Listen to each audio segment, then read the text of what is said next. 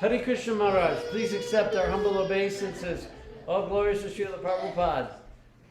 Hare Krishna. Jai. All right.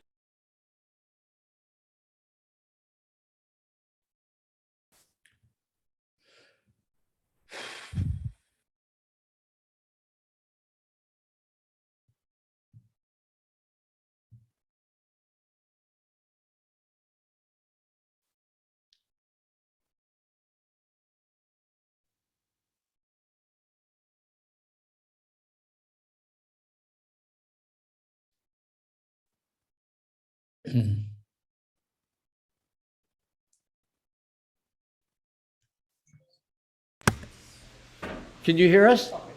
Yes. Oh, okay.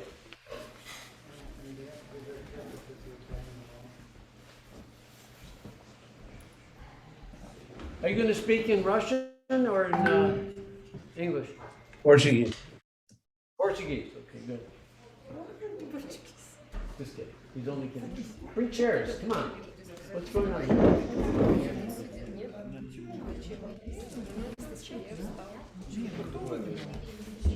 Come on, everyone. You have to be respectful. One, three.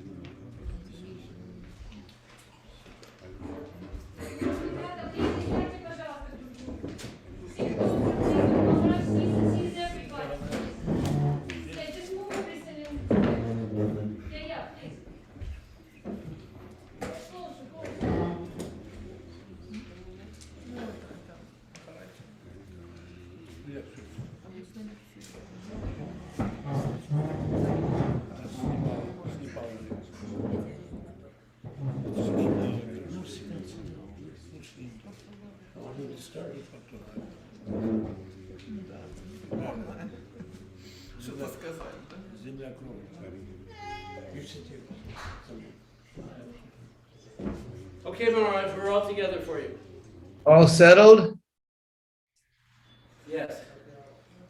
Okay, thank you. First of all, thank you very much, Singananda Prabhu, my old friend, brother, for inviting me to your program. Can't remember the first time I spoke at the Pyramid House. When would that be? Oh, 1979, 80? Oh my. Oh, excuse me. Actually, I would have loved to be there personally with you, but I do have a little stomach virus or something. So the topic tonight, Mr. Ananda, would you like to introduce the topic? Yes, the topic is JAPA, the benefits of JAPA and the whole idea of what JAPA does psychologically, spiritually, mentally, emotionally, the effect of chanting JAPA, the power of JAPA. Okay. Okay, so I'll first begin by talking about what japa actually is. You know, that's my academic problem. So in the Sanskrit dictionary, in Sanskrit, there is a verb, jap, from which you get the word japa. It's a simple noun form from this verb.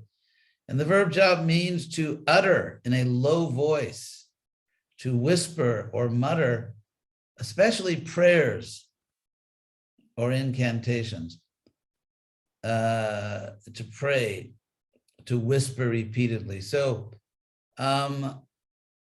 that's what the word, that's the origin of the word. And then the word japa itself obviously, it means muttering, whispering, muttering prayers, repeating in a murmuring tone and passages from scriptures or charms or names of deity, and so on.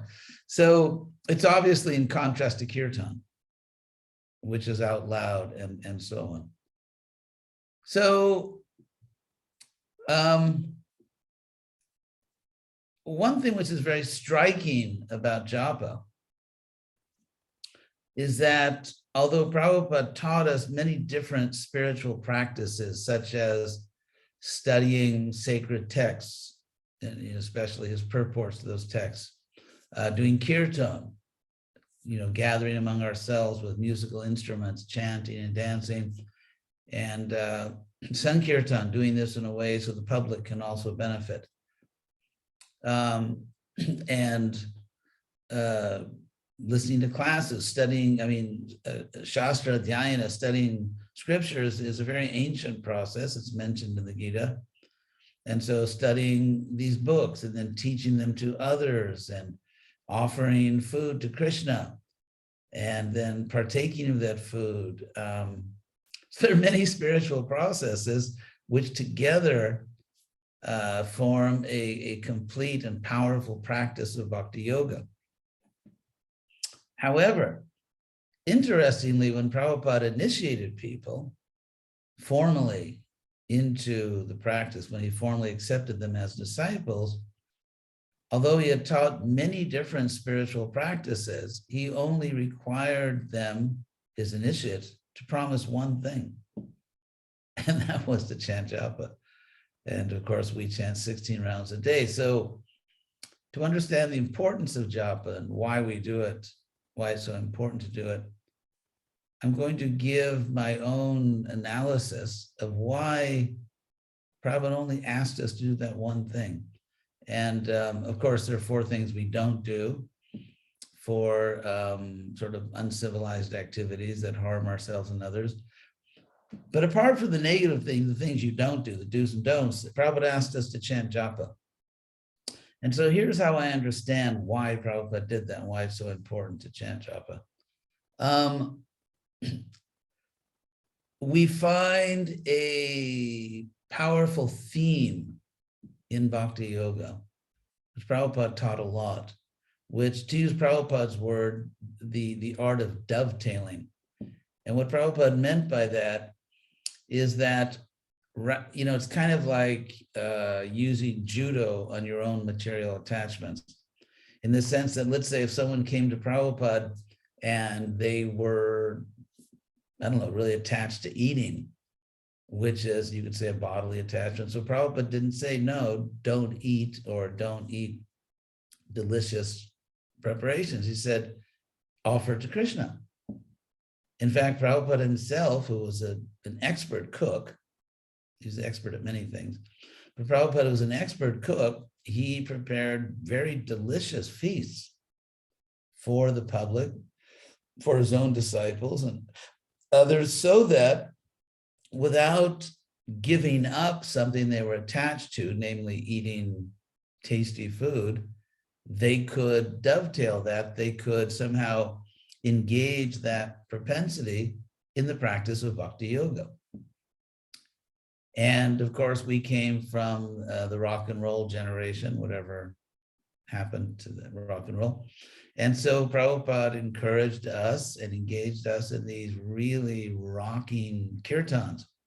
We had drums. Prabhupada was also the best mridanga player I've ever heard in my life. He was actually expert at that. But so Prabhupada, gave us these drums, he gave us kartals, other instruments, and we used to rock out for Krishna. So in many ways, or for example, if someone, let's say, was a reader, someone was interested in reading and philosophy, Prabhupada gave us so many books of philosophy. So I mention this because this is a common theme which goes back, of course, thousands of years. It's not something that Prabhupada invented. The idea that here you are in the material world, here you are inside a material body, you're trying to transcend that, you're trying to realize yourself as an eternal soul, and yet we all have desires because we have bodies. And so try to engage your propensities in spiritual life. For example, your vocation, your profession, whether you like to do business or you're an artist or a teacher or whatever, if you like to manage things, then there is a varna for you. There's a type of devotional service that you can do to engage your professional or vocational propensities. Now, the reason I'm mentioning all this is because, in a sense, the one spiritual activity which in some ways least lends itself to that process of dovetailing is japa. I mean, if you compare japa to kirtan, who doesn't love to party, to get together with friends and you dance and there's music? I mean, I was doing that, well, sure, like many of you, since at least since middle school. And in fact, when I used to drive with Prabhupada for his morning walk at Rancho Park, we would literally drive right past the houses where I used to go to parties when I was a kid on Motor Avenue in Cheviot Hills. So, but let's look at japa. You have some beads and you chant the Hare Krishna Maha Mantra. So unlike, say, prasadam, there's no food service associated with japa necessarily. There are no musical instruments. You're not doing it with your friends. You're not dancing, which is fun even if you're not a devotee. You're just sitting down or standing or walking and just chanting this mantra in a low tone of voice. And as we know, if you speak in a very low tone of voice, it's a little harder to focus. So what I see is that japa is one devotional activity that you cannot really fake. I mean, I've been in kirtans, true confessions here, true Vaishnava confessions. I've been at many kirtans where the devotees were like, dancing, especially the guys, they get a little, what's the word, primal sometimes. And they're, like running around, jumping and banging on the drums. And to be honest, it doesn't really remind me of Krishna. It's just kind of this primal, thing. And so, or eat. I mean, as we know, even if you're not having your most Krishna conscious day, if someone says, hey, you want some of this great feast, it's like, okay. It's not that you have to really be in higher consciousness to sit down with a nice, delicious plate of spiritual food and kind of do what devotees do best. So, but if you think about japa, where's the material payoff? Where's the material reward? Not much. I mean, I know sometimes people just want to sit down and kind of meditate for a little while, but then again, Prabhupada asked us to chant 16 rounds. And we know there are many schools of meditation, Buddhist or otherwise, related to the Hindu culture. So there are many different meditational products out there in the market, but you don't do it that long. In fact, usually as a concession to the very impatient modern people, it could be a 5-minute meditation or a 10-minute meditation, but sit down for an hour and a half, 2 hours and chant the Hare Krishna mantra. You have to really be there spiritually. If you're not really there spiritually, it's going to be very hard to do. And another thing is that in terms of the glory of japa, it is our personal, private, quality time with God. And if you think about it, when Prabhupada was here, I think, for most of us, our greatest wish would be to just spend time with Prabhupada, not only to be in Prabhupada's presence on a morning walk or in a class, but if you could actually just be alone with him and spend quality time with him, that was something very, very special. And yet, Prabhupada is inviting us to spend quality time with Krishna. It's just like when Krishna married 16,108 queens in Dwarka. However, technically, he was monogamous because Krishna expanded himself into 16,108 forms. And it wasn't just like photocopies, like in every palace, Krishna was like doing the same thing. It wasn't. Krishna actually was personally, privately, intimately, exclusively present for every one of those queens. And in this, so it was actually monogamous, but just 16,108 times. And so if you compare that, just as Krishna was in his palaces with different queens, Krishna in your heart is only there for you. Even though Krishna is everywhere, and he's he does a lot of very amazing things that no one else can do, like omnipresence. Try omnipresence and see how far you go. But so Krishna is actually everywhere, and yet in your heart, he's only there for you. And he's only listening to you, and he's only waiting for you to turn to him. So therefore, when we chant japa, that is, in a sense, it's the most important time of our life, because we have this private quality time with God.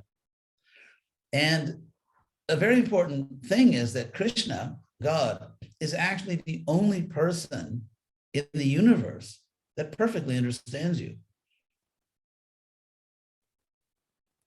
So, he's the one person you can never fake out. And so let's say that you've really done the right thing. There's some kind of situation and you did the right thing, but the world doesn't know that or recognize it. The world thinks you did the wrong thing, which happens a lot in this world. The one person in the universe who perfectly understands your intention, what you did and why you did it, is Krishna. I've had personal experience in my life, without going through my checkered history, that there were times in my life when all kinds of people, including, fellow spiritual practitioners, thought very bad things about me. And yet I knew what my intention had been and what I really did. And I knew that I was being misunderstood. And amazingly, it was at those times in my life when I was most misunderstood and blamed for things that I hadn't really done, that Krishna showered his blessings on me. That just amazing things happened in my life. And I understood very well that Krishna was telling me, I don't care what anyone else knows or doesn't know, I know. And conversely, there are times when everyone thinks I'm doing a great job and I know that I actually did something I shouldn't do, and I can't escape the long arm of the law. So even if everyone thinks you're doing great, Krishna knows if you've done something wrong, and there's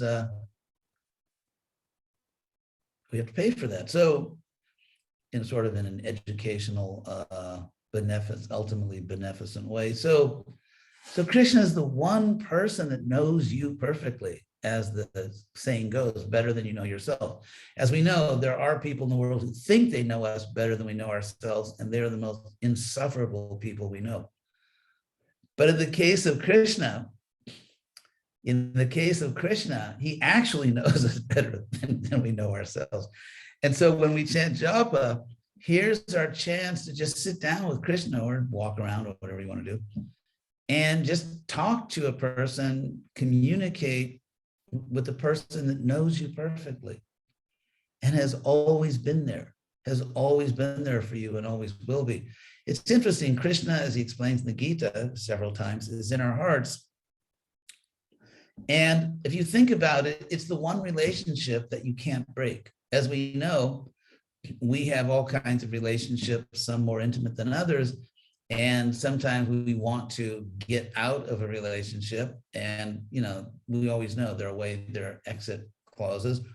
And sometimes we just treat people in a certain way that they want to get out of the relationship. And so relationships in this world, sometimes they go well and sometimes they're broken. And a lot of times when they're broken, it's the Humpty Dumpty syndrome. You can't put them back together again. But interestingly, Krishna's in our hearts, and there's nothing you can do to get him out of your heart. He'll help you to forget him if you're, unfortunate, want to forget Krishna. But if you decide, I don't want Krishna in my heart, I don't want God in my heart, therefore I'm going to be so obnoxious, so offensive that he's just going to leave, you can't do that. It's like when you're a little kid, and sometimes you get mad at your parents, but they just, they don't stop loving you. So JAPA is not a public event. It's not a social event. It's just you and Krishna. And so therefore, in a sense, JAPA is a good barometer of how we are doing spiritually. And again, that's the one thing that Prabhupada insisted that we promised to do. And now maybe a word on promises. The word devotee comes from a Latin root, de voto. Voto means a vow, or like, for example, in English, to be a votary of something means a person who has made, such as a monk or nun, who has made vows of dedication to religious service. So the word votary, the idea of voting, when you vote for someone, it means you're supporting them, you're giving yourself to their cause. And so that's from the Latin voto, and all those words come, of course, from Sanskrit. And the Sanskrit word is vrata, which is voto, which is vow. And anyway, just a little word on historical phonology, which I know fascinates all of you. And that is that often when you see how languages sort of come down through history, there's a tendency to simplify speech. And one of the ways that speech is simplified is by eliminating what are charmingly called consonant clusters, like a bunch of consonants together. So to give an example, how Bengali, which is sort of the language of the Gaudiya Vaishnavas, how it simplifies some Sanskrit words to eliminate clusters of consonants. For example, one common word we have, which has two, anyway, I won't go into all the technical phonetics, but two hard consonants, is bhakti, because K and T are both sort of hard consonants, bhakti or bhakta. So to sort of soften that, in Bengali, they'll say bhakata. They'll add a vowel, bhakata or bhakati. And just to, and I'm actually getting to a point about the original topic of devotion, but similarly, take the word kshetra in Sanskrit, which means field. And it's used in the same way field is used in English. It can mean literally like a cornfield, or it can mean like a field that someone's in, a field of activity. And so there you have three consonants. You have K, S, and H, K-S-H, kshetra. And so to simplify that in Bengali, they eliminate the middle consonant, the S, and they say ketra. That's where that comes from, actually. Interestingly, they keep the H. It's ketra. They say ketra. Or what's the other word Prabhupada said all the time? Oh God, slipped my mind. Parikshit. There was a great king, Parikshit. Same thing, KSH. So in Bengali, they'll say Parikshit. So in that same pattern of simplifying or eliminating consonants that are together, you can see how in Latin, the Sanskrit word vrata, where you get a V and an R, they take the R out and you get voto. So it's just a simple case of simplifying, eliminating two consonants together. So anyway, so that's the word vrata, and a common epithet, the praise in the Bhagavatam, it's used for Vyasadeva, for example, is to say that someone is dridha vrata, literally a person of firm vow. They keep their promises. I mean, so, someone who keeps their promise. And so one of the ways they say that in Sanskrit is dridha vrata, someone firm in their vow.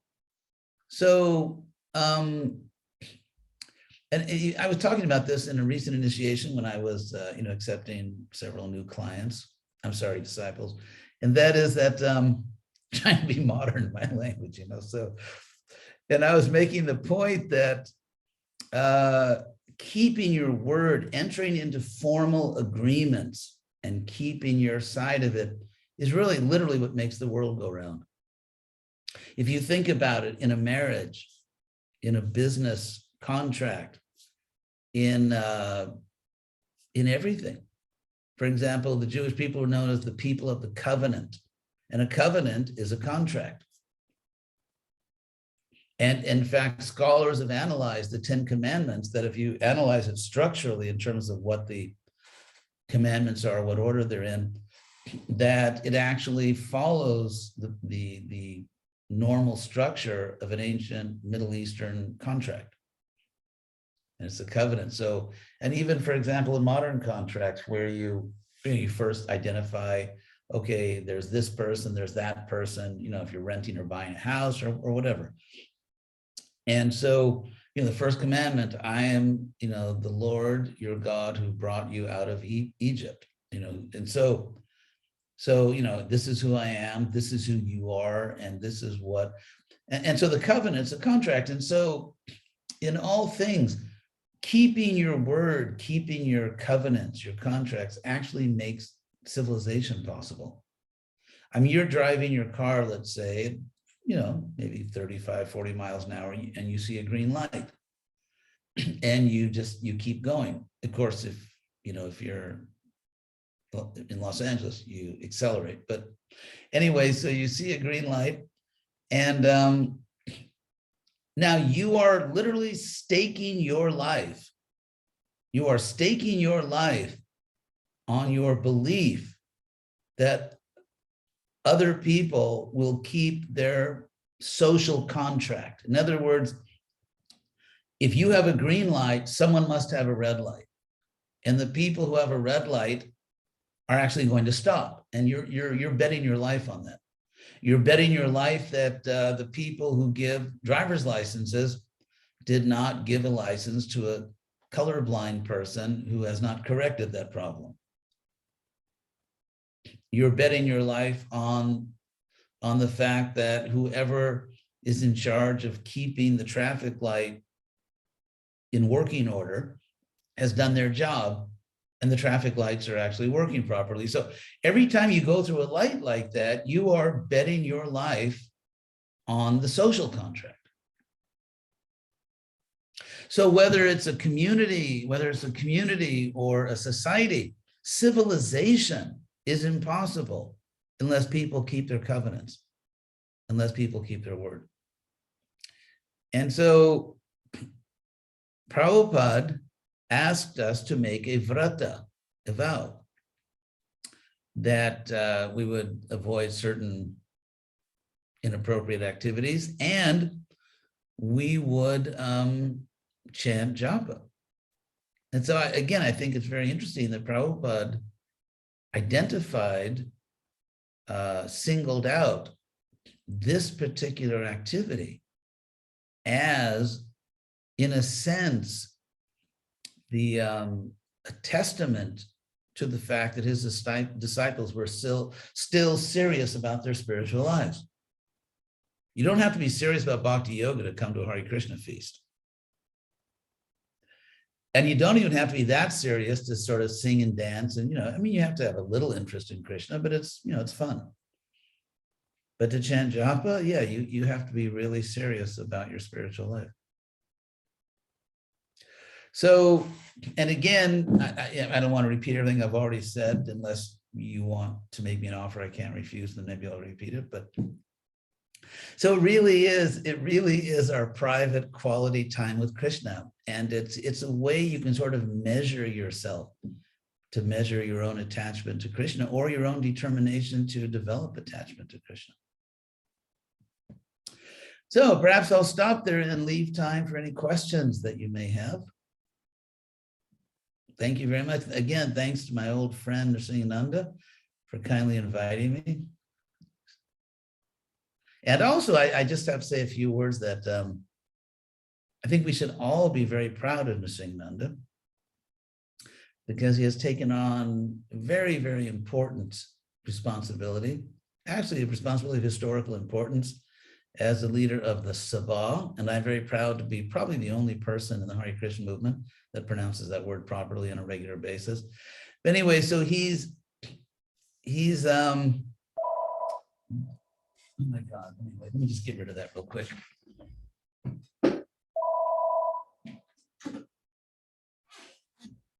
So yes, he's doing very responsible service of historic importance. He has one of the leading roles actually in the Hare Krishna movement. And I think he's doing it very importantly, very responsibly and very intelligently. So I think we should all be grateful to him for that. So at this point, any questions that you might have? Well, let me just tell this person that I'm in the middle of a program. I'll call you back, okay? That's a very nice person who's actually the leader of another spiritual movement. They follow the same principles we do. So any questions? Please be happy to take a whack at it if you have a question.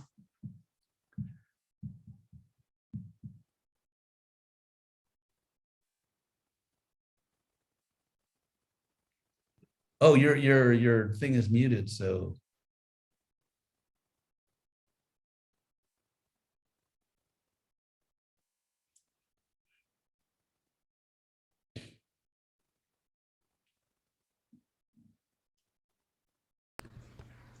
Okay, can you hear me? Yes. Okay. All right. Who else has questions? Oh, can we get some paper towels? That's the first question. I spilled my water, so we need some. Can you get some paper towels, Marge? Yeah, I'll probably take me about an hour and 15 minutes, and I'll be right there with the paper towels.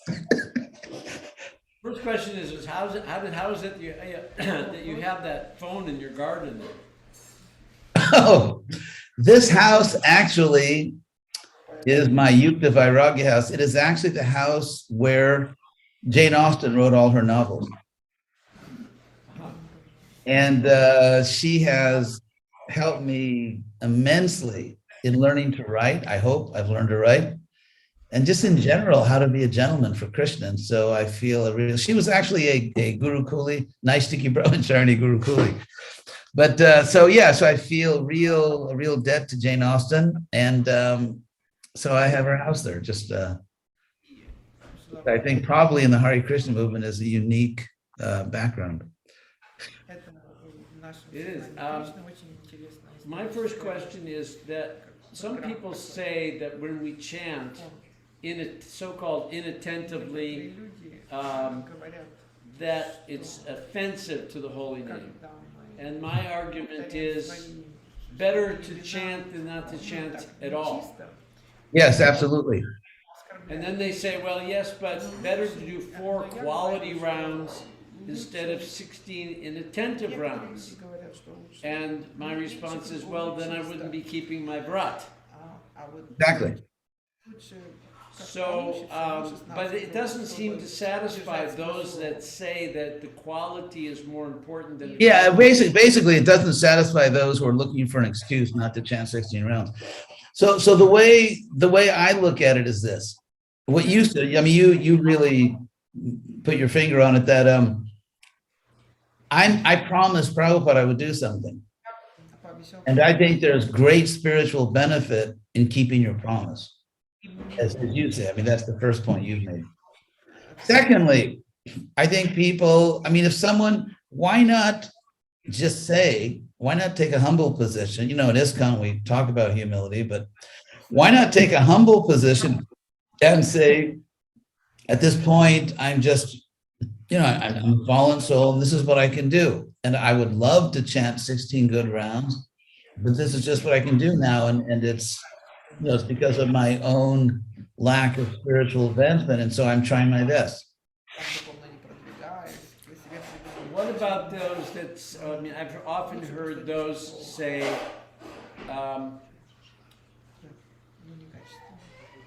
that they don't feel anything when they're chanting. They don't have any feelings of affection, Okay. bliss. Yeah. Well, it's a very simple corollary. If you're chanting japa not feeling anything, it's because Krishna is not feeling anything from you.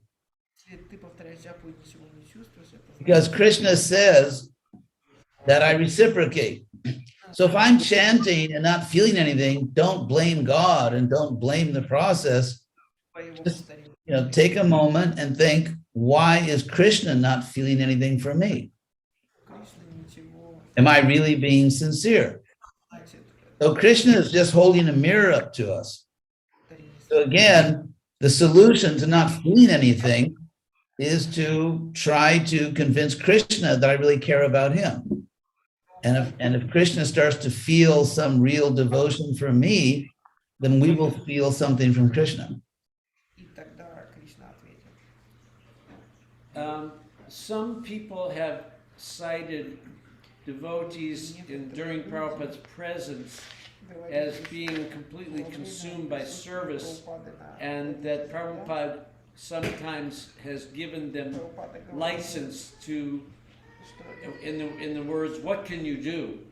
In the fact that they couldn't finish their 16 rounds for that. Yeah, yeah. So someone was, let's say, I mean, we know even, I'm sure we know some people, common acquaintances, that Prabhupada knew that if he got in their case, they wouldn't do the service and they wouldn't chant.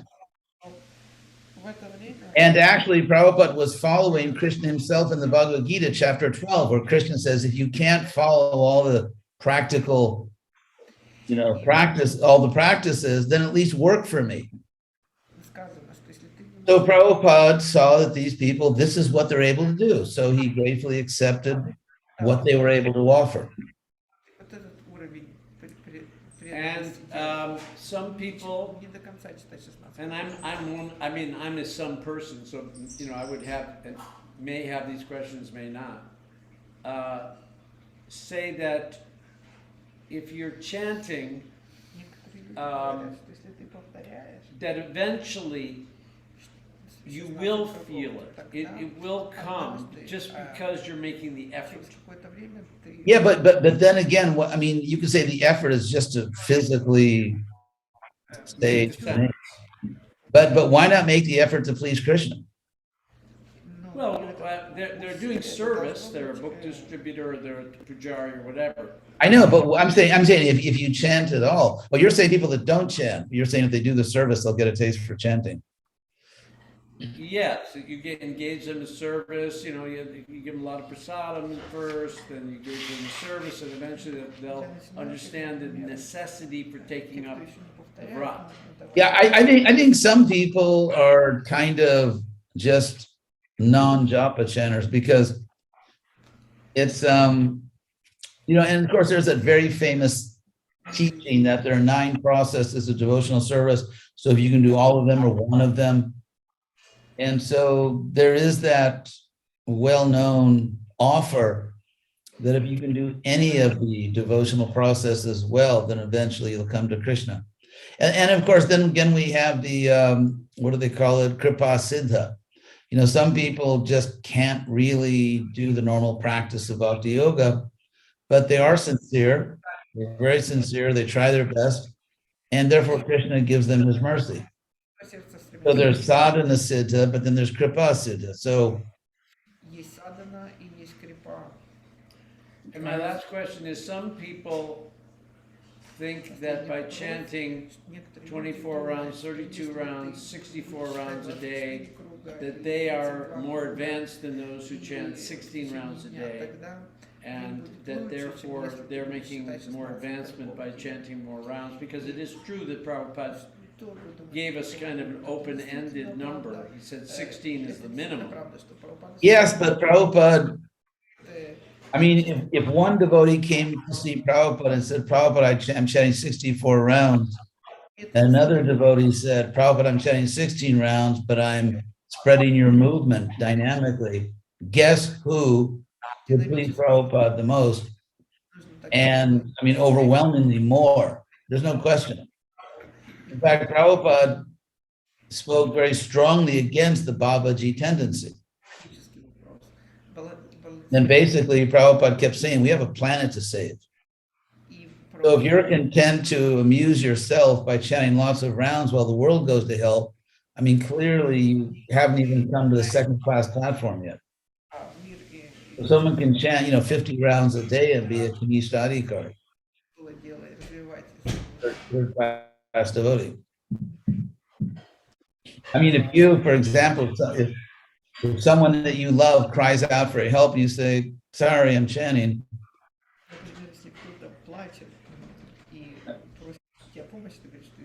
So now I'll give up my position as inquisitor, and Duktapan would like to ask a question. Duktapan Prabhu. I wondered if you felt, thank you, I was wondering if you felt or feel it's helpful to remember Krishna's pastimes while chanting, if that might awaken more, devotional mood at while you're chanting japa. I would say that if that encourages you, definitely do it. Some devotees chant sort of remembering the need to serve Prabhupada, some devotees chant remembering Krishna Leela. So I would say all of the above, just whatever brings you into Krishna consciousness. And if you like to think of Krishna Leela, then that's a blessing for you. Thank you. Anyone else would like to ask a question? Do you have any questions? Andy, this is your chance. I was inside translation, so I don't. What's your question?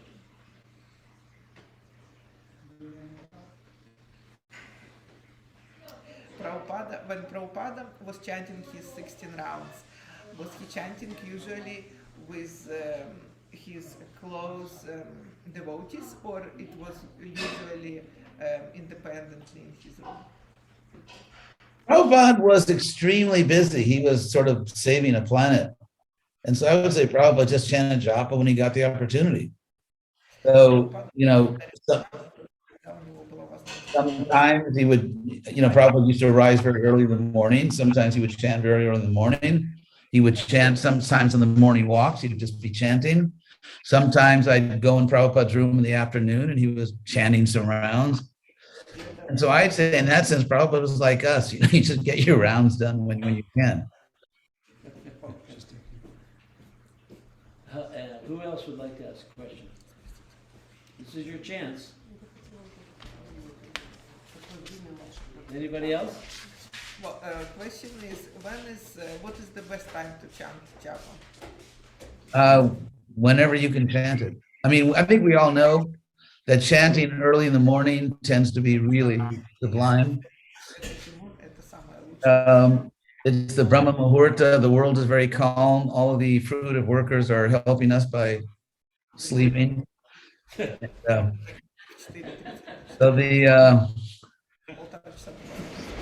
think we've all experienced that, and then sometimes for various reasons, for many different reasons, sometimes we don't get around to it early, and so we just go where you find it. The important thing is just, and of course, we all have our own experiences. We all have our own experiences, so the truth here is what works for you in terms of chanting good japa. I have a question. No, Duktapan is inspired with another question. Yes. I have a god brother who felt he was kind of fallen, and so he decided to chant the Panchatattva mantra on his japa beads for a while to try to, purify himself and approach the holy name.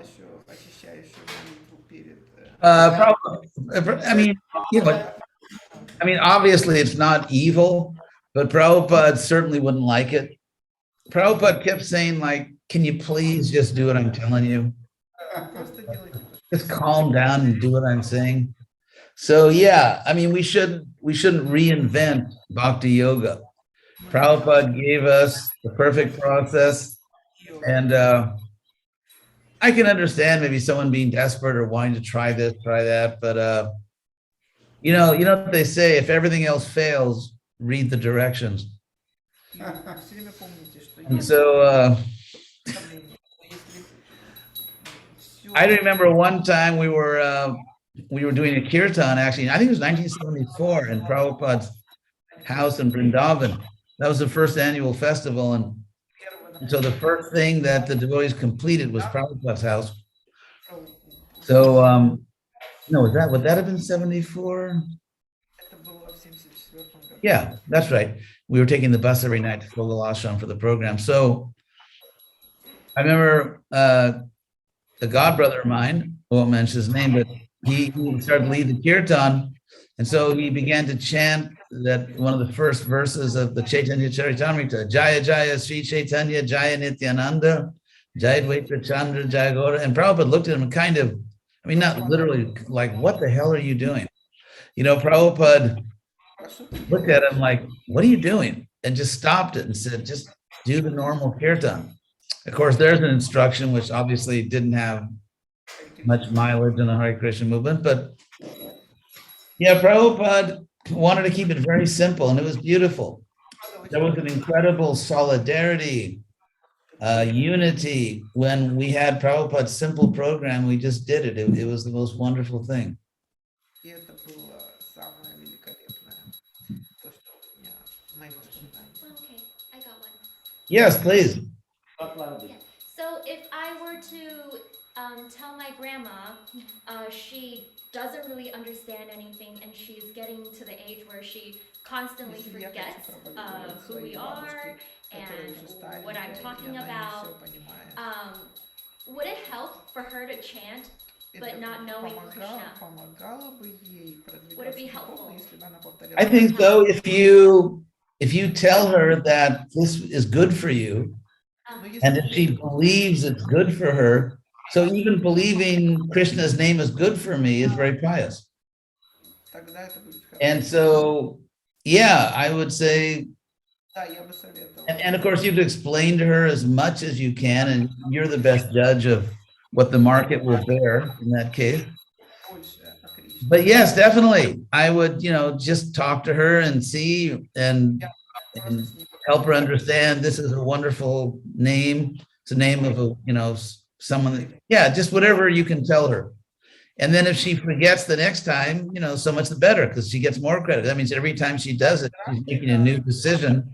And эта so идея. she's kind of, getting all kinds of bonus points. Thank you. Hare Krishna. Oh, I forgot.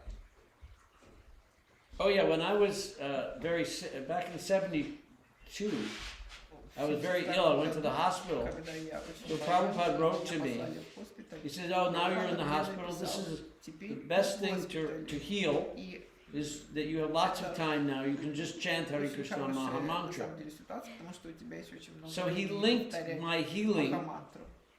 physically И он with физически Maha Mantra. направлял But моё later on, I've come to, выздоровление. kind of divorce the И потом, когда я вышла из the госпиталя, я idea начала that заводиться. chanting Hare Krishna is for the purpose of getting better health. It's И у меня Right. Well, the way I look at that is that время Prabhupada, with his superior vision, это I would say Prabhupada was not necessarily enunciating a general rule, like not feeling well, chant Hare Krishna. You want to feel more pep in the morning, chant Hare Krishna, or got the common cold, chant Hare Krishna. I don't think that's exactly what Prabhupada was doing, ты встал в 4 because утра, Кришна. here's the way I would look at it. Это то, Krishna puts his devotees sometimes into trouble to wake them up, to remind them, like, get back on track. чтобы And so Prabhupada, with his superior vision, алертность. he could see that Krishna had given you this health problem to kind of wake you up a little bit. And therefore, by chanting Hare Krishna sincerely, Повторяя you would be этого сердца, fulfilling the purpose of Krishna making you sick. And so punishment when enlightened people punish, it's always for a higher purpose, for a good purpose. And when that purpose has been achieved, the punishment has no further utility. And so the more you could chant Hare Krishna and get in really strong Krishna consciousness, then the Krishna would say, okay, he got the point. So now you don't need to be sick. Well, that's a wonderful way of looking at it. I never thought of it from that perspective. Thank you very much. I always thought, okay, chant Hare Krishna is really good for your health. But then later on, I realized that empirically, I wasn't seeing that happen necessarily. So it confused me as to why I was actually given that letter, or like given those words. But that makes sense. Very good sense. Thank you. Excellent. Anybody else have any prashnas? They're called questions.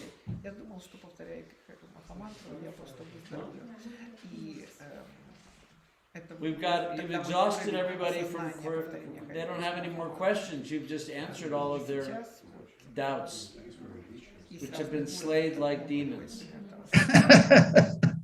We're all going to start chanting 16 rounds, I'm sure. And it is. So in Andalila, we don't have any questions from other places, do we? No, not that I've seen. Okay, well, pleasure to do business with you, Nusrin. Okay, well. Oh, actually, you do. Something came up. Pleasure to do business with you, Nusrin. Okay, well. 1 second. Sent you on WhatsApp. Okay, I just got a question. Let's see. Or you could die, which means another body, better body to continue with your service. Yeah? Yeah, it reminds me of that Monty Python movie, The Holy Grail, where they're these creatures getting all their limbs cut off. And they say, you got to look on the sunny side of the. So yeah. I mean, everything Krishna does is good. Krishna is a perfect Lord, a perfect master, a perfect friend. And so whatever Krishna chooses for us is actually the absolute best possible thing for us. No matter how confusing sometimes or dismaying our destiny may appear to us, ultimately, if we really are trying to take shelter of Krishna, whatever happens really is for the best. Krishna knows perfectly what is best for us. That's a tough one. It is, but that's goal. It's like that verse in the Chaitanya Charitam, that Shraddha Shabde, beautiful verse. Shraddha Shabde, which means by the word Shraddha, which generally means faith. Shraddha Shabde, by the word Shraddha, Vishwasa Kahe, we mean Vishwasa, confidence. Faith means a confidence, which is that Krishna Bhakti Koile, by rendering loving service to Krishna, Sarva Karma Krita Hoy, all actions will be done. Every duty will be done. It's just like Sanjaya says at the end of the Gita, the one who hears this with faith becomes Krita Kritya, which means their duty is done. Their duty is done. And so we have to have that faith that if I'm really taking shelter of Krishna, whatever happens, it's absolutely the best possible thing that can happen in my ultimate self-interest. I do have one final question. Yes. This might be a little controversial, but if a ISKCON guru, someone who's authorized by the non-objection process. I know which was your favorite. It's kind of like going in through the front door backwards.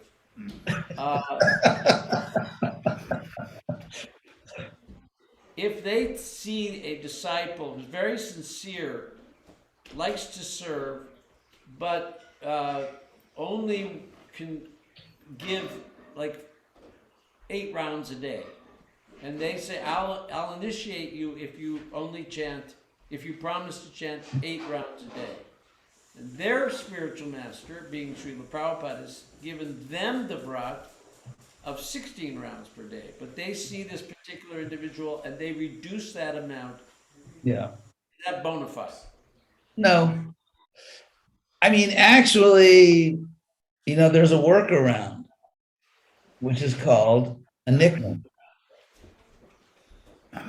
What I tell people when I have people who are, would like to be my disciples and they can't quite make the sadhana curve, then what I tell them is that, look, you and I have a relationship. You are trying to assist me and I'm trying to help you. And so the relationship is a fact. The relationship is a fact. And, I'm praying to Krishna to help you. And so I think we should respect the sanctity of Prabhupada's explicit initiation vow. And we shouldn't mess with that. At the same time, there are ways like nicknames. This is not an official initiation name, but it's a nickname. And there's a relationship. There's a real relationship.